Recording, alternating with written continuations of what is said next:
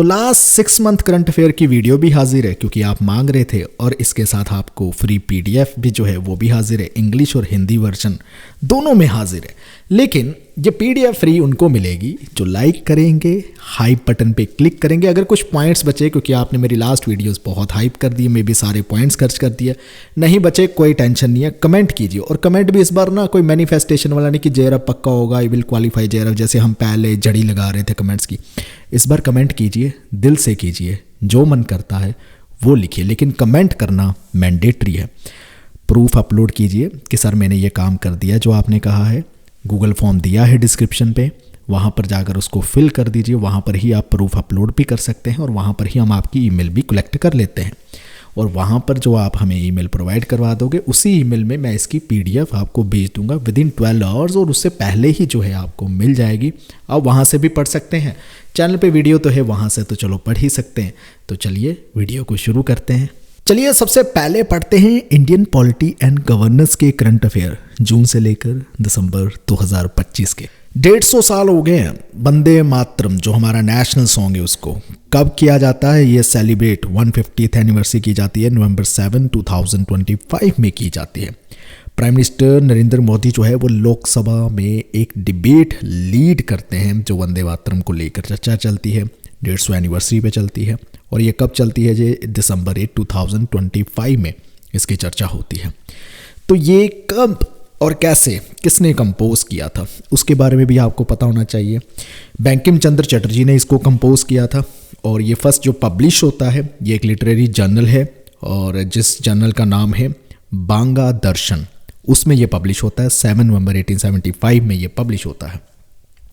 पहली बार इसे गाया किसने था, रविंद्रनाथ टैगोर ने गाया था। हालांकि बहुत सारे लोगों को रविंद्रनाथ टैगोर की ये साइड के बारे में नहीं पता, उनको लगता है वो लिखते ही थे, लेकिन वो गाते भी थे। 1896 में कांग्रेस का जो सेशन हुआ था कलकत्ता में, सबसे पहले रविंद्रनाथ टैगोर ने इसे गाया था। वंदे मातरम अपने आप में एक पॉलिटिकल स्लोगन भी था जो पहली बार यूज़ किया जाता है 7 अगस्त 1905 में। और इंडिया का नेशनल सॉन्ग इसे अडॉप्ट किया जाता है कॉन्स्टिट्यूएंट असेंबली के द्वारा 1950 में किया जाता है। इंडिया को नए चीफ जस्टिस और मिल गए हैं अपने। न्यू चीफ जस्टिस का जो नाम है ऑफ इंडिया, उनका नाम है सूर्यकांत, और नवंबर 24, 2025 में ये शपथ लेते हैं, और ये 53rd chief justice of India है। इनसे पहले जो थे उनका नाम था जस्टिस संजीव खन्ना। इनका जो टेन्योर रहेगा वो फेब 2027 तक अपना पद ये संभाली रखेंगे। 50 ईयर्स होंगे हैं इमरजेंसी के, और 2025 जो ईयर चल रहा है 50 ईयर्स हो गए, क्योंकि नेशनल इमरजेंसी लगाई गई थी 1975 और ये 1977 तक चलती है। ये कब इम्पोज की जाती है, लगाई जाती है, उसकी डेट आपको पता होनी चाहिए। जून 25, 1975 से लेकर मार्च 21, 1977 तक चलती है। ये डेट याद रख लेना। और मेजर कॉन्स्टिट्यूशनल अमेंडमेंट जो इस इमरजेंसी के टाइम पे हुई वो भी आपको पता होनी चाहिए। जैसे कौन कौन सी, 38 अमेंडमेंट एक्ट आया था 1975, 39th अमेंडमेंट आई थी, 42nd अमेंडमेंट 1976 में आई थी। और इसके साथ जो इमरजेंसी में एक्शंस लिए गए थे, जो काफ़ी चर्चा मेरे उसमें ये था कि फंडामेंटल राइट्स सस्पेंड कर दिए गए थे, इंक्लूडिंग आर्टिकल 14, 19, 21 भी कर दिए गए थे। और एडीएम जबलपुर केस बहुत फेमस केस है सुप्रीम कोर्ट का, जिसमें उन्होंने कहा था कि भाई अगर इमरजेंसी लगी हुई है तो आपके फंडामेंटल राइट्स जो है सस्पेंड हो जाते हैं। और मेजॉरिटी जजेस ने जो वर्डिक्ट यही की थी। सिर्फ एक भाई साहब थे वहाँ पर जिनकी रीढ़ की हड्डी थी आप कह सकते हो, वो कहते हैं नहीं, आप राइट टू लाइफ नहीं छीन सकते हो, ये जो फंडामेंटल राइट है इमरजेंसी के टाइम पे भी नहीं छीना जा सकता।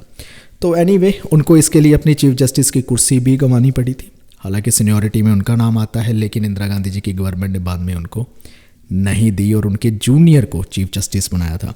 तो वो कौन थे ऐसे चीफ जस्टिस जिनकी रीढ़ की हड्डी थी उस टाइम पर? तो वो शायद आपको नाम नहीं पता, लेकिन नाम ढूंढिए, वो बहुत फेमस थे। और एडीएम जबलपुर केस इसलिए अपने आप में बहुत ही फेमस केस बन जाता है। इसके बारे में पढ़ना समझना बहुत ही इंटरेस्टिंग है, क्योंकि इंडिया के कॉन्स्टिट्यूशनल हिस्ट्री में, इंडिया की पॉलिटी की हिस्ट्री में ये अपने आप में one of the most breakthrough case बना था। और क्योंकि इसके चलते हुए गवर्नमेंट ने अपनी हदें पार की थी कि सीनियरिटी के बेसिस पे चीफ जस्टिस बनाए जाते थे, वो कन्वेंशन को डिसकंटिन्यू किया गया था जस्ट बिकॉज क्योंकि एक जज ने गवर्नमेंट के फेवर में वर्डिक्ट नहीं दी थी, वो अकेले खड़े रहे थे। तो प्रेस सेंसरशिप की बात आती है, मास अरेस्ट की बात आती है, इसमें सिविल लिबर्टीज़ की रिस्ट्रिक्शंस हो जाती है जी। पोस्ट एमरजेंसी के बाद यानी एमरजेंसी के बाद भी कुछ होता है, यस, शाह कमीशन बिठाया जाता है क्योंकि जनता पार्टी की गवर्नमेंट आती है। वो कहती है कि शाह कमीशन का काम ये है कि देखो कि ये जो एमरजेंसी 2 साल के पीरियड में रही है इसने क्या क्या किया है, तो वो बताती है, इन्वेस्टिगेट करती है। शाह कमीशन कहता है कि ये देखो जी, इन्होंने फोर्स स्टेरिलाइजेशन, पॉलिटिकल डिटेंशन की है, सेंसरशिप किया है, स्टेट मशीनरी को मिसयूज़ किया है, बहुत सारी चीज़ें जो है बताई जाती है। अब नेशनल कोऑपरेटिव पॉलिसी आ गई है 2025 में, ये भी आपको पता होना चाहिए। अब इस पॉलिसी में क्या है, ये सेकंड पॉलिसी है, पहली 2002 में आई थी।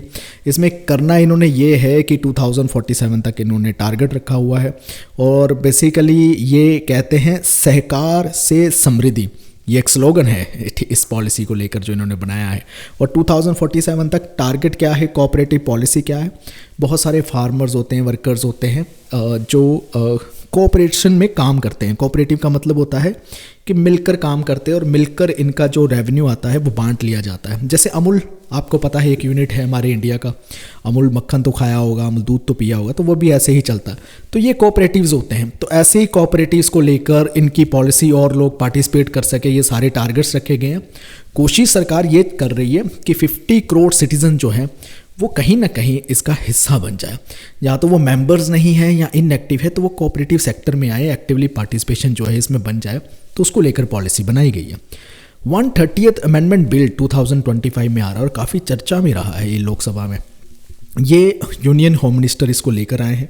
बिल का फोकस ये है कि प्राइम मिनिस्टर, चीफ मिनिस्टर और कोई भी मिनिस्टर हो जाए, चाहे सेंट्रल या स्टेट गवर्नमेंट या यूटी का, उनको रिमूव कर दिया जाएगा अगर 30 दिन तक लगातार किसी कस्टडी में रहे हैं और सीरियस क्रिमिनल ऑफेंस की वजह से रहे हैं, तो उनको रिमूव ही कर दिया जाएगा। इसको लेकर एक अमेंडमेंट बिल लेकर आया जा रहा है। तो ये बिल अगर पास हो जाता है, मतलब एक्ट बन जाता है, तो बिल क्या करेगा कि आर्टिकल 75, 164 और 239 जो है इंडियन कॉन्स्टिट्यूशन के, उसको क्या कर दिया जाएगा, अमेंड कर दिया जाएगा, उसमें चेंजेस लेकर आ जाएंगे। तो ये बिल जो है अभी फ़िलहाल जॉइंट पार्लियामेंट्री कमेटी जो है उसको रेफ़र कर रखा है, तो उसकी डिटेल्ड एग्जामिनेशन और जो उसकी डिस्कशन है चल रही है। अभी देखेंगे इस पे क्या होने वाला है। और ऑनलाइन गेमिंग जो आप बहुत खेलते हो, शायद खेलते होंगे आप, बाकी बहुत सारे लोग खेल रहे हैं, तो उसकी प्रमोशन और रेगुलेशन को लेकर एक एक्ट आया 2025 में। इन्होंने ऑनलाइन जो मनी गेमिंग है और उसको लेकर बैन किया है कि कम से कम बहुत सारी एडिक्शन की प्रॉब्लम हो रही थी। जैसे आप पिक में देख सकते हैं ना, क्यों किया गया, एडिक्शन जैसी चीज़ें मिल रही है, ठीक है, फैमिलीज़ को कहते हैं हमने प्रोटेक्ट करना है, फाइनेंशियल फ्रॉड्स हो रहे हैं ऐसी गेमिंग के चलते हुए, और नेशनल सिक्योरिटी का भी एक रीज़न दिया जाता है, इसलिए ऐसी गेमिंग को बैन करने की बात की जाती है। इंपॉर्टेंट चीज़ ये है कि हाउस में, यानी ये जो लोकसभा हो गया या राज्यसभा हो गया, यहाँ पर बिल अगर पेश किया जा रहा है तो इसको फाइनेंस बिल कहकर पेश किया जा रहा है। और एनीवे अब तो ये एक्ट जो है बन गया है, सब कुछ हो गया है। अब नेक्स्ट पढ़ते हैं। ये इलेक्शन कमीशन ने एक नई ऐप लॉन्च की है, ऑल इन वन ऐप, जिसको इलेक्शन कमीशन क्लेम कर रहा है। तो इलेक्शन कमीशन ऑफ इंडिया ने ना ये ECI नेट जो ऐप लेकर आए हैं। ECI तो हो गया इलेक्शन कमीशन ऑफ इंडिया, ठीक है, और नेट हो गया नेटवर्क। तो इन्होंने क्या किया कि इनके ना अलग अलग ऐप्स आती थी, बहुत छोटी छोटी और ऐप्स आती थी, उनको कंबाइन करके ना इन्होंने वन स्टॉप सोल्यूशन प्रोवाइड कर दिया सबके लिए। और अभी रिसेंटली बाई इलेक्शन जो हुए थे 5 असेंबली में, चाहे वो केरल था, गुजरात थे, पंजाब, वेस्ट बंगाल, ऐसे स्टेट में, वहाँ पर इसको यूज़ किया गया। ट्रांसपेरेंसी बढ़ानी है, स्पीड बढ़ानी है, वोटर टर्नआउट को देखना है, तो ये सारी चीज़ें है कि आप वोटर ID के लिए अप्लाई करते हो, रजिस्टर करते हो, एडिट करते हो, वो सारी चीज़ें जो ट्रैक रिकॉर्ड आपके पास मिलता रहे। खासकर वोट चोरी का जो अपोजिशन ने इलेक्शन कमीशन ऑफ इंडिया पे इल्ज़ाम लगाए हैं, उसको लेकर वो अपनी छवि और इमेज को करेक्ट करने के चक्कर में ऐसी ऐप्स जो है वो बिल्ड की जा रही है, सो डैट ट्रांसपेरेंसी और ट्रस्ट जो है वापस वोटर्स में किसी तरह से अचीव किया जाए। तो ये वन स्टॉप डिजिटल प्लेटफॉर्म है, ठीक है। तो वोटर टर्नआउट की रिपोर्टिंग जो है रियल टाइम में मिल जाती है। इलेक्शन रूल्स कंडक्ट जो होते हैं, कंडक्ट ऑफ इलेक्शन रूल्स 1961 के, उसमें प्रिजाइडिंग ऑफिसर जो है फॉर्म 70C देते हैं। जो बूथ लेवल एजेंट्स होते हैं हर पॉलिटिकल पार्टीज़ के, तो उनको भी हेल्प हो जाती है इन ऐप से। तो ये ऐप मॉडर्नाइज कर रहा है, रिपोर्टिंग प्रोसेस को मॉडर्नाइज कर रहा है। तो ये सिर्फ एजेंट्स के लिए नहीं है, पार्टी लोगों के लिए नहीं, वोटर्स के लिए भी है। आपको भी इस ऐप के बारे में जानकारी होनी चाहिए। इसको खोलिए, ओपन कीजिए, देखिए आपके क्या क्या काम कर सकती है, क्या क्या संवार सकती है। अब नेक्स्ट है Adi Karmayogi programme. Ministry of tribal affairs जो है उन्होंने एक लॉन्च किया है आदि कर्मयोगी प्रोग्राम। किस चीज़ के लिए कि एडमिनिस्ट्रेटिव कैपेसिटी जो है और ज़्यादा मजबूत करनी है। किसको लेकर? ट्राइबल रीजन्स को लेकर। तो अब ये क्या करना चाहते हैं, ये कहते हैं हमें ना चाहिए मोटिवेटेड ऑफिसर्स और चेंज मेकर्स चाहिए जो ट्राइबल एरियाज़ की ना एडमिनिस्ट्रेशन को बदल कर रखते हैं, ठीक है, ट्रांसफॉर्मेशन लेकर आ सके ग्रास रूट लेवल पर। तो टारगेट कवरेज क्या है, ये चाहते हैं ये प्रोग्राम के अंदर कि 1 लाख ट्राइबल विलेजेस और हैबिटेशन अक्रॉस द कंट्री जहाँ पर भी एग्जिस्ट करती है, ये उसको टारगेट कर रही है, उसकी एडमिनिस्ट्रेशन को जो है ट्रांसफॉर्म करना चाहती है। जन सुरक्षा स्कीम जो है उसके 10 साल हो चुके हैं, तो 3 जन सुरक्षा स्कीम आती है। पहला नाम आता है prime minister Jeevan Jyoti beam योजना, फिर आता है प्राइम मिनिस्टर सुरक्षा बीम योजना, और तीसरा नाम आता है अटल पेंशन योजना। इन तीनों को हम कहते हैं जन सुरक्षा स्कीम्स। अब ये 10 साल अपने कंप्लीट कर चुके हैं। सोशल सिक्योरिटी बेनिफिट्स जो है मिलियंस ऑफ इंडियंस को मिला है। अपने आप में ये सोशल सिक्योरिटी का आप कह सकते हो एक फ्लैगशिप स्कीम्स है, सरकार की बहुत ही इंपॉर्टेंट स्कीम्स है जिसको बहुत सारे लोगों को बेनिफिट भी मिला होगा। तो ये साइमल्टेनियसली लॉन्च की गई थी, यानी ये एक साथ ही लॉन्च की गई थी, प्राइम मिनिस्टर नरेंद्र मोदी जी के द्वारा लॉन्च की गई थी। कब की गई थी जी? मई 9, 2015 में की गई थी। कहाँ की गई थी? कोलकाता वेस्ट बंगाल में की गई थी। कौन सी जगह? नाजरुल मांझा में की गई थी। तो ये बेसिक इन्फॉर्मेशन होते 2 ही बुलेट पॉइंट्स है, इससे क्वेश्चन बन जाता है। अब आते हैं मेजर ग्लोबल और रीजनल जो समिट्स हुए हैं, इंटरनेशनल रिलेशंस को भी हम थोड़ा सा इसमें कवर कर लेते हैं। तो 17th ब्रिक्स समिट हो चुका है, 6 और 7 जुलाई तक चलता है। कहाँ पर होता है आपको पता होना चाहिए, रियो दी जेनेरियो पे होता है। तो ये 7 समिट में थीम क्या रखा जाता है? Strengthening global south cooperation for a more inclusive and sustainable governance. Prime minister Narendra Modi भी पार्टिसिपेट करते हैं इस ब्रिक्स समिट में। अब एससीओ समिट भी हो गया, हेड ऑफ स्टेट का हुआ है, और 25th मीटिंग हुई है, प्राइम मिनिस्टर नरेंद्र मोदी भी इसमें पार्टिसिपेट करते हैं। तियानजन चाइना में होता है, 31 अगस्त से लेकर 1 सितंबर 2025 तक चलता है। प्राइम मिनिस्टर जो नरेंद्र मोदी है वो इसमें स्ट्रॉन्गली सपोर्ट करते हैं कि चाबहार पोर्ट हो गया या international north south transport corridor हो गया, ऐसे प्रोजेक्ट्स को वो सपोर्ट करते, लाउड करते, अप्रिशिएट करते हैं। 25th एससीओ समिट जो चल रहा है ये हेड ऑफ स्टेट का, उसमें इंडिया ना एक और एक्रोनियम जो है, क्योंकि प्राइम मिनिस्टर नरेंद्र मोदी यही करते हैं, कहीं पर भी जाते हैं नए इंटरनेशनल इवेंट्स पर तो कोई ना कोई नया एक्रोनियम लेकर आते हैं। तो वहाँ पर जाकर वो बात करते हैं कि हम काम करेंगे सिक्योर पिलर्स पर। अब ये सिक्योर क्या है? सिक्योर से कहते हैं एस से सिक्योरिटी है, ई से इकॉनमी है, ठीक है, सी से कनेक्टिविटी है, यू से है यूनिटी, आर से रिस्पेक्ट, ई से है एनवायरनमेंट। तो प्राइम मिनिस्टर मोदी ने ये प्रपोज करते हैं सिविलाइजेशन डायलॉग फॉर्म यहाँ पर 25th मीटिंग में, जो किस चीज़ के लिए? पीपल टू पीपल टाइज जो है, लोगों के संबंध जो है आपस में, ठीक है, तो वो हो जाए। तो स्टूडेंट कम्युनिटी होगी, कोई कल्चरल प्रोग्राम हो गए, यहाँ से ये चीज़ें जो बूस्ट की जाए, तो ऐसा एक फॉरम कहते हैं हमें बनाने चाहिए।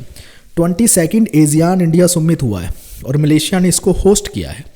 ये 26 अक्टूबर 2025 में हुआ था। प्राइम मिनिस्टर नरेंद्र मोदी इसको अटेंड करते हैं और पार्टिसिपेट करते हैं, लेकिन वर्चुअली करते हैं, ठीक है, फिजिकली नहीं जाते, वर्चुअली उसको ऑनलाइन जो है अटेंड करते हैं। और ये प्राइम मिनिस्टर नरेंद्र मोदी की 12th पार्टिसिपेशन है, मतलब जब से वो पीएम बने हैं 2014 से ही, और इंडिया एशियान समिट होते आ रहे हैं तब से, और 12th पार्टिसिपेशन बन गई है प्राइम मिनिस्टर के लिए। प्राइम मिनिस्टर नरेंद्र मोदी ने कॉन्ग्रेचुलेट भी किया है तिमोर लास्ते जो नई एशियान मेंबर बनने जा रही है, मतलब बन ही गई है समझो, बस इम्प्लीमेंटेशन का प्रोसेस चल रहा है, क्योंकि एशियान की मेंबरशिप कब से क्लोज हो रखी है। 10 ही मेंबर थे, फाउंडिंग 5 थे, फिर 10 हो गए, और 10 के बाद बंद कर दी थी उन्होंने, किसी को मेंबरशिप नहीं दी। अब नई कंट्रीज को मिल रही है, तिमोर लास्ते को, तो ये भी आपको पता होना चाहिए 11th मेंबर कौन एशियान का बनने जा रहा है। और इंडिया ने भी उसको सपोर्ट किया है कि यस, ये कॉन्ग्रेचुलेट भी किया और सपोर्ट भी किया है। और प्राइम मिनिस्टर ने ASEAN on adoption of the ASEAN community vision, मतलब ये भी कॉम्प्लीमेंट किया है, यानी इसकी भी बधाई दी है। ये क्या है? ASEAN community vision 2045। तो ये विजन हमेशा ही डॉक्यूमेंट बनाए जाते हैं किसी भी इंटरनेशनल ऑर्गेनाइजेशन के द्वारा कि हमने तब तक क्या क्या टारगेट्स है और क्या क्या अचीव करना है। तो ऐसे विजन को प्राइम मिनिस्टर नरेंद्र मोदी ने कॉम्प्लीमेंट किया है। अब बात करते हैं SCO, council of heads of government. इसमें क्या हुआ है? ये भी जो मीटिंग होती है रशिया में होती है, 18 नवंबर 2025 में होती है, और मॉस्को में होती है, ये आपको याद रखना चाहिए। और इस मीटिंग का फोकस क्या होता है? ट्रेड को लेकर, इकोनॉमी को लेकर, कल्चरल कोऑपरेशन को लेकर होती है। हमारे external affair minister S Jaishankar जो है वो इस समिट में पार्टिसिपेट करते हैं। ये एग्रीमेंट जो है इस चीज़ पे पहुंचता है कि नेक्स्ट जो मीटिंग होगी वो तजाकिस्तान 2026 में जो होने वाली है वहाँ पर होगी। G20 लीडर समिट 20th हो गया है। कहाँ पर हुआ है? जोहानिसबर्ग साउथ अफ्रीका में हुआ है। और कब होता है? नवंबर 22-23 में होता है। तो मतलब हुआ इसी साल है, नवंबर 2025 में, लेकिन जो नवंबर की डेट है वो 22-23 है। तो अपने आप में ये पहला G20 समिट है जो अफ्रीकन कॉन्टिनेंट में हो रहा है। सिमिलरली जैसे इंडिया में हुआ था, तो अफ्रीका के लिए भी अपने आप में ये पहला है। इंडिया के लिए भी जो था वो भी पहला था। तो हम इंडिया में रह रहे थे, उसने पिछली बार जून में तो क्वेश्चन पूछ लिया भाई इसके कि डेट बता दो कहाँ हुआ, ठीक है, जगह ही पूछ लेता है कहाँ हुआ। तो अब अफ्रीकन कॉन्टिनेंट में एग्जामिनर इंटरेस्टेड है क्योंकि वहाँ भी पहली बार हो रहा है, तो पता नहीं शायद होगा इंटरेस्टेड, हमें तो जानकारी होनी चाहिए। तो प्राइम मिनिस्टर नरेंद्र मोदी जो है पार्टिसिपेट करते हैं G20 लीडर्स समिट में, खुद जाते हैं, फिजिकली प्रेजेंट होते हैं वहाँ पर। और अपने आप में जितने G20 समिट्स हो रखे हैं, तो प्राइम मिनिस्टर की ये 12th पार्टिसिपेशन है। सिमिलरली जैसे इंडिया एशियान की 12th पार्टिसिपेशन थी ना प्राइम मिनिस्टर नरेंद्र मोदी की, ये उनकी G20 समिट्स भी उन्होंने 12 अटेंड कर लिए अपने कार्यकाल में। सेकेंड WHO ग्लोबल समिट जो होता है ट्रेडिशनल मेडिसिन पे, इसके बारे में भी हल्की सी जानकारी ले लो कि ये सेकेंड हो रहा है। और अपने आप में है तो ये ग्लोबल समिट, और ग्लोबल समिट किस पे चीज़ है? ट्रेडिशनल मेडिसिन पे है। और ये अभी रिसेंटली हुआ है दिसंबर में 17 और 19 की डेट के बीच में, और न्यू दिल्ली में होता है। थीम क्या था? Restoring balance for people and planet, the science and practice of wellbeing, ऐसा था। पता नहीं इसको लेकर कुछ आएगा नहीं, बट एक इवेंट है जो हुआ है बड़ा। मेजर स्टेट विजिट्स को लेकर ना क्वेश्चन पूछे जाएंगे इस बार, और पूछ रहा है। तो सबसे पहले देखते जाओ कौन कौन कहाँ कहाँ आया। इंडिया में कौन कौन आया? पुतिन आए, स्टेट विजिट करते हैं इंडिया में, दिसंबर 4-5 2025 में करते हैं। और 23rd India Russia annual summit होता है, उसमें किया जाता है। 25th एनिवर्सरी जो सेलिब्रेट की जा रही है इंडिया की तरफ से, दोनों की फ्रेंडशिप जो स्ट्रेटेजिक पार्टनरशिप है इंडिया और रशिया की, उसको लेकर ये ईयर मार्क किया जा रहा है। इसमें डिक्लेरेशन भी दी जाती है कि आउटकम्स क्या है, प्रोग्राम 2030 जो है उसकी बात की जाती है, जो ये बताता है कि इंडिया और रशिया ने दोनों ने मिलकर एक रोड मैप बनाया है कि हमने इकोनॉमिक लेवल पर कहाँ कहाँ पर कोऑपरेशन करनी है और लॉन्ग टर्म कैसी कैसी होनी चाहिए। तो ये प्रोग्राम 2030 है। ट्रेड गोल्स की बात करें तो इन्होंने ये सेट किया कि $100 बिलियन का दोनों कंट्री के बीच में बायलेटरल ट्रेड तो होना ही चाहिए। डिप्लोमेटिक एक्सपेंशन की बात करें तो 2 नए इंडियन कॉन्सुलेट्स खुलने वाले हैं, एक येकटेरिनबर्ग और कजान में, ये रशिया के ही जो एरियाज है वहाँ पर। तो ब्रिटिश प्राइम मिनिस्टर जो है केयर स्टारमर, वो फर्स्ट विजिट करते हैं, ऑफिशियल विजिट इंडिया में। तो ये भी अपने आप में एक बहुत बड़ी विजिट है, ये पूछी जा सकती है।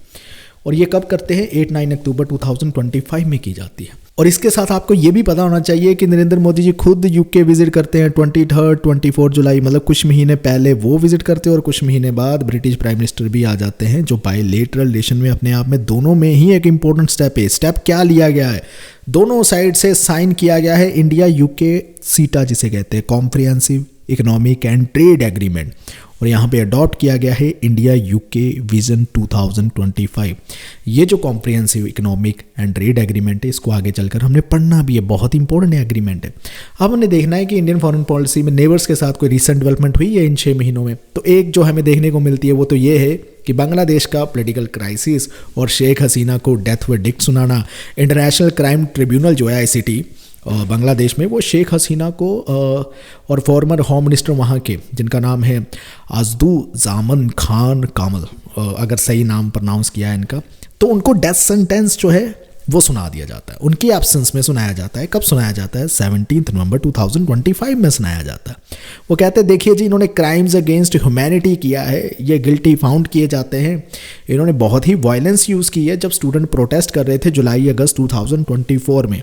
और जवाब में शेख हसीना जी जो बैठ रखे हैं, मतलब एग्जाइल इंडिया में बैठे हुए हैं, बांग्लादेश में नहीं है, और क्या कहते हैं, वो डिसमिस करते हैं ऐसी वर्डिक्ट को, कहते हैं ये तो रिग्ड है और पॉलिटिकली मोटिवेटेड चारेड है। कहने का मतलब ये ड्रामा है, ये नाटक है, इससे कुछ नहीं होने वाला है। तो ये सारी चीज़ें चल रही है वहाँ पर। तो डेथ वर्डिक्ट सुना दी है, और मिनिस्ट्री ऑफ एक्सटर्नल अफेयर ने भी एक स्टेटमेंट इशू कर दी है हमारी इंडिया की तरफ से। उन्होंने कहा कि इनकी वर्डिक्ट जो है नोटेड है, हमने नोट कर लिया, ज़्यादा कोई बड़ा कमेंट नहीं दिया है। इंडिया ने अभी भी कमिटमेंट दी है कि बांग्लादेश के लोगों के लिए जो बेस्ट बनता है, इंडिया उस चीज़ पे काम करना चाहेगा, पीस, डेमोक्रेसी, स्टेबिलिटी पे फोकस करना चाहेगा। मेजर ट्रेड और इकोनॉमिक एग्रीमेंट्स में आ गया सेटा का नाम आ गया, यूके वाला। जुलाई 2025 में ये साइन होता है, लंदन में होता है। अपने आप में बहुत ही इंपॉर्टेंट एग्रीमेंट माना जा रहा है, बहुत चर्चा में रहता है, बहुत देर तक न्यूज़ में चलाया जाता है कि ये हो जाएगा, फलान हो जाएगा, ये सस्ता हो जाएगा, ये हो जाएगा। तो ये सारी चीज़ें तो चल ही रही थी। जिसने साइन किया उनके नाम भी आपको पता होने चाहिए कि इंडिया से कॉमर्स एंड इंडस्ट्री मिनिस्टर जो है पीयूष गोयल वो जाते हैं, और यूके के जो बिजनेस और ट्रेड सेक्रेटरी है उनके काउंटर पार्ट जोनाथन रेनॉल्ड्स जो है वो साथ में साइन करते हैं। और ये जब साइन किए जाते हैं किसकी प्रेजेंस में किए जाते हैं, प्राइम मिनिस्टर नरेंद्र मोदी भी वहाँ पर ही थे, और यूके के जो प्राइम मिनिस्टर हैं नए जो अभी बने हैं केयर स्टारमर वो भी वहाँ पर ही थे। प्राइम मिनिस्टर नरेंद्र मोदी हमने पढ़ा है कि जुलाई में यूके विजिट भी करते हैं। अब सेटा एग्रीमेंट तो चलो इन लोगों ने साइन किया, की पॉइंट्स क्या है, एक तो ड्यूटी फ्री एक्सेस होने वाला है। क्या होने वाला है, बहुत सारी चीज़ों पर 99% ऑफ इंडियन एक्सपोर्ट यानी इंडिया जो बेच रहा है यूके में वहाँ पर ड्यूटी फ्री हो जाएगा। तो बहुत सारी ऐसी चीज़ें होगी, तो ये बेनिफिट मिलने वाला है। टेक्सटाइल्स, लेदर और जेम्स इंडस्ट्री को ज़्यादा बेनिफिट इसमें मिलने वाला है। टैरिफ रिडक्शन की बात की जा रही है कि जो ब्रिटिश स्कॉच विस्की आती है इंडिया में 150% उस पर जो टैरिफ लगाया जाता था वो 75% तक रिड्यूस किया जाएगा इनिशियली, और ऑटोमोबाइल्स पे भी जो है सस्ता किया जाएगा, उस पे भी टैरिफ कम किया जाएगा, 100% से 50% किया जाएगा, लिमिटेड यूनिट्स के लिए किया जाएगा। तो ब्रिटिश स्कॉच विस्की के जो चाहवान है वो तो बड़े खुश हो गए कि सस्ती मिलेगी अब सिंगल मॉल्ट भी, लेकिन उसमें भी वो बाद में पता चलेगा आपको क्या होने वाला है कि इंडिया की तरफ से क्या वैट लगेंगे और क्या होगा, क्योंकि स्टेट डिसीजन लेती है कि कितने वैट और क्या क्या करना है। प्रोफेशनल मोबिलिटी की बात करते हैं तो डबल कंट्रीब्यूशन कन्वेंशन जो है उसमें इंक्लूड किया गया। इसका मतलब होता है कि इंडियन प्रोफेशनल जो शॉर्ट टर्म के लिए यूके में काम करने के लिए जाते थे ना, डबल सोशल सिक्योरिटी देनी पड़ती थी। मतलब इंडिया में तो देनी पड़ रही है ईपीएफ में, और वहाँ के यूके के भी जो नेशनल फंड होते हैं इंश्योरेंस को लेकर उसमें भी देनी पड़ रही है। डबल डबल पैसे जाते थे, और फिर यूके वाले तो वो क्लेम नहीं कर पाते थे क्योंकि काम करके लौट आए, अब क्या क्लेम करेंगे, वो पैसे फंस जाते थे उनके। तो ये चीज़ कर दी है कि भाई एक जगह ही दे दो। तो मोस्टली अब इंडिया से जो काम करने शॉर्ट टर्म के लिए, शॉर्ट टर्म हो गया 3 मंथ के लिए या उससे कम के लिए जाएंगे, तो उनको यूके में अब कंट्रीब्यूट नहीं करना पड़ेगा, सोशल सिक्योरिटी में पैसे नहीं देने पड़ेंगे। एफ्ता क्या है, यूरोपियन फ्री ट्रेड एसोसिएशन है, उसके साथ टेपा साइन किया गया है। अब टेपा क्या है, trade and economic partnership agreement, India ने साइन किया है, ठीक है। अब एफ्ता में कंट्री कौन कौन सी आती है, यूरोपियन फ्री ट्रेड एसोसिएशन एफ्ता कहते हैं, फिर से सुन लो। उसमें कंट्री आती है स्विट्जरलैंड, नॉर्वे आती है, आइसलैंड आती है और लिechtenstein आती है। ऑफिशियली ये ऑपरेशनल भी हो गया है। इसमें $100 बिलियन की कमिटमेंट दी गई है कि $100 बिलियन ये कंट्रीज इंडिया में इन्वेस्ट करेगी अगले 15 सालों में, और जिसके चलते हुए 1 मिलियन जॉब्स इंडिया में क्रिएट होगी। हाई लेवल इन्वेस्टमेंट अनाउंसमेंट है, ठीक है। और इसमें अनाउंसमेंट की गई है कि कुछ जगह पर जैसे मैरीटाइम हो गया, रिन्यूएबल एनर्जी हो गया, बायोकेमिकल्स हो गया, इस पर ज़्यादा जो है इन्वेस्टमेंट की जाएगी। और प्रॉस्पेरिटी समिट्स 2025 जो न्यू दिल्ली में होता है उसमें ये चीज़ें अनाउंस की जाती हैं। यूनाइटेड नेशन और अदर ऑर्गेनाइजेशन के कुछ रिसेंट डेवलपमेंट्स हैं, थोड़े बहुत ही आपको पता होना चाहिए। जैसे यूनाइटेड नेशन जनरल असेंबली का ना 80वां सेशन हुआ है। इसका इन्होंने ना थीम रखा, ये सबसे पहले तो याद रखिए न्यूयॉर्क में हुआ, और थीम रखा गया इसका better together 80 years and more for piece, development and human rights. Farmer German foreign minister जो है एनालिना बारबॉक, वो प्रिजाइड करती है एज ए फर्स्ट वुमेन, और वो फर्स्ट वुमेन कहाँ से है, वेस्टर्न यूरोप ग्रुप से पहली महिला जो प्रिजाइड कर रही है यूनाइटेड नेशन जनरल असेंबली का। इनका नाम याद रख लेना, हो सकता है ये अपने आप में इंपॉर्टेंट फैक्टर लगे एग्जामिनर को। अगर एग्जामिनर को भी पता है कुछ ऐसी चीज़ हुई है तो डेफिनेटली वो पूछ सकता है। अब यूनाइटेड नेशन जनरल असेंबली 80 जो है मार्क्स कर गया है, बोल्डेस्ट रिफॉर्म कहे जा रहे हैं हुए हैं यूएन में हिस्ट्री में। जब तक सिक्योरिटी काउंसिल में होते नहीं तब तक वैसे बोल्डेस्ट माने नहीं जाने चाहिए, लेकिन ये बोल्डेस्ट क्लेम इन्होंने पहले किया है। तो जो कहते हैं जेंडर इक्वालिटी, मल्टीलेटरलिज्म जी, सस्टेनेबल डेवलपमेंट पे बहुत अच्छा काम किया है यूनाइटेड नेशन ने, तो ये माना है उन्होंने। कॉन्फ्रेंस ऑफ पार्टी 30, इनकी 30th मीटिंग हुई है, और कहाँ पर हुई है, बेलम ब्राज़ील में हुई है। अब ये क्या है, कॉन्फ्रेंस ऑफ द पार्टीज, जिसे आप कहते हैं United nation framework of climate change conference. अब इसमें कॉन्फ्रेंस होती रहती है, हर साल होती है, और कॉन्फ्रेंस ऑफ पार्टी की 30 मीटिंग हुई है, 30th सेशन हुआ है, ब्राज़ील बेलम में हुआ है। और हैंगर कन्वेंशन सेंटर एक जगह है जहाँ पर हुआ है। 10 से 21 नवंबर 2025 तक चला है। पार्टीज़ ने ये कंफर्म किया है, जो भी यहाँ पर पार्टिसिपेट करती है पार्टीज़, उन्होंने ये कंफर्म किया कि 1.3 ट्रिलियन डॉलर जो है एनुअली क्लाइमेट फाइनेंस गोल में कंट्रीब्यूट हो गए कि हम क्लाइमेट को लेकर ये सब कंट्री जो है मिलकर इतना पैसा तो देगी, पूल करेगी मनी, ठीक है। तो इसे कहते हैं, इन्होंने एक रोड मैप बिल्ड किया है और उस रोड मैप को कहते हैं Baku to Belum road map, जो इन्होंने नाम रखा है, जो डेवलपिंग नेशंस को सपोर्ट करेगा। इसी रोड मैप में ये जो फंड जो है क्लेम किया जा रहा है 1.3 ट्रिलियन डॉलर, ये डेवलपिंग नेशंस को सपोर्ट करने के लिए ही यूज़ किया जाएगा। तो इंडिया की डेलीगेशन भी जाती है, मतलब इंडिया से जो रिप्रेजेंट करते हैं वो यूनियन एनवायरनमेंट मिनिस्टर जाते हैं, हमारे भूपेंद्र यादव जाते हैं, तो वहाँ पर वो प्रेजेंट होते हैं।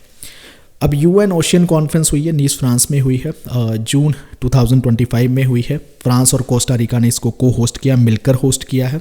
तो सस्टेनेबल डेवलपमेंट गोल जो 14 है, which is life below water, उसके एक्शन को लेकर, उसको और ज़्यादा तेज़ी गति पकड़े और वो गोल को अचीव किया जाए, उस पे लेकर हुआ है। इंडिया से भी डेलीगेशन गई है एक, और इसमें हमारे जो यूनियन मिनिस्टर हैं डॉक्टर जितेंद्र सिंह, वो भी इसमें पार्टिसिपेट करते हैं। मेजर मिलिट्री एक्सरसाइजेज है जो थोड़ी बहुत आपको पता होना चाहिए। मैं डिटेल में नहीं जाऊंगा और इसको इतना भी नहीं समझाऊंगा क्योंकि ये रीडेबल है और आपको पीडीएफ में तो मिल ही जाएगी जो आपको मैं देने वाला हूँ, और आपको प्रोसेस मैंने बिगनिंग में बता दिया वो कैसे मिलने वाली है। तो 32nd एडिशन होता है सिम्बेक्स 2025 का, जुलाई 28 से अगस्त 1 2025 में चलती है। इंडिया और सिंगापुर पार्टिसिपेट करते हैं, इंडियन नेवी इंडिया की तरफ से, और वहाँ से रिपब्लिक ऑफ सिंगापुर नेवी आती है। कंडक्टेड कहाँ की जाती है? सिंगापुर में की जाती है। और ये सारी चीज़ें हैं, फोकस्ड एरिया है, एडवांस नेवल वारफेयर है, ऐसी चीज़ें हैं। ऐसी और बहुत सारी मिलिट्री एक्सरसाइज है जो कंडक्ट होती रहती है। आपने जस्ट एक बार पीडीएफ से गो थ्रू होना है कि कौन कौन सी हुई है। इतनी ज़्यादा नहीं हमने कवर की है, मोस्ट इंपॉर्टेंट ही की है। मालाबार अपने आप में मोस्ट इंपॉर्टेंट एक्सरसाइज होती है, इंडिया जापान यूएस ऑस्ट्रेलिया में होती है, क्वाड वाले देशों की होती है, ठीक है। और ये नवंबर 2025 में ही हुई है। तो ये सारी चीज़ें आपको पता होनी चाहिए, कंडक्ट कहाँ की गई, ये थोड़ा बहुत आइडिया होना चाहिए। वैसे तो इतना डिटेल में वो जाते नहीं हैं, वो तो बस ये पूछते हैं कि रिसेंटली अभी हुई है जी मालाबार नेवल एक्सरसाइज, बताओ किन कंट्रीज़ में हुई है, या 29th एडिशन हुआ है, ठीक है, कुछ ऐसी चीज़ें पूछ लेंगे। ये बेसिक चीज़ें होती है जो आपको पता होनी चाहिए। इसको मैं स्किप कर रहा हूँ पार्ट को। आई वांट कि आप जो है अपनी पीडीएफ से खुद इन चीज़ों को जो है रीड कर ले, मुझे समझाने की ज़रूरत न पड़े। उम्मीद करता हूँ करंट अफेयर्स आपके कवर हो गए। थोड़ी सी करंट अफेयर को लेकर ना स्टूडेंट की टेंशन थी और मुझे बहुत सारे मैसेजेस दे ही जा रहे थे और कमेंट्स में भी दिख रहे थे, करंट अफेयर्स पढ़ा दो सर, करंट अफेयर्स पढ़ा दो। 6 मंथ के करंट अफेयर्स पढ़ा दिए हैं, उससे पहले भी 6 मंथ के पढ़ना चाहते हो वो भी चैनल पे अवेलेबल है, उसकी भी पीडीएफ चाहिए वो भी डिस्क्रिप्शन में आपको मिल जाएगी, ठीक है। इसकी पीडीएफ का process beginning of the video में आप देखिए, आराम से उसको फॉलो कीजिए। पीडीएफ इंग्लिश और हिंदी वर्जन दोनों आपके हवाले कर दिए जाएंगे, आराम से एक बार गो थ्रू कर लेना, इतना मुश्किल काम नहीं है। इस वीडियो को देखने के लिए आपका बहुत बहुत धन्यवाद, थैंक यू।